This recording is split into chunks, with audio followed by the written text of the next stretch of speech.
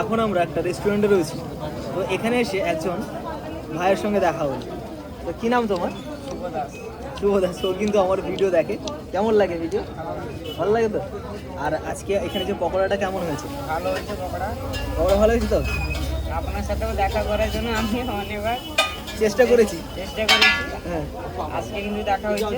আমারও খুব আমারও ভালো লাগে যখন আমাদের ভালোবাসার মানুষের সঙ্গে দেখা হয়, তখন প্রত্যেকেরই ভালো লাগারই কথা।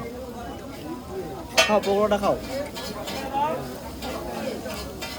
আর আমার ভিডিওগুলো একটু দেখবে, ঠিক আছে?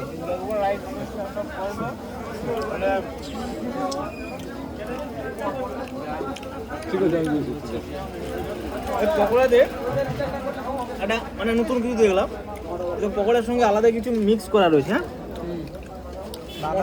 বাঁধাকপি আর একটা পেঁয়াজ আর এগুলো যে একটা গ্রেভি আছে, ভালো লাগছে খেতে।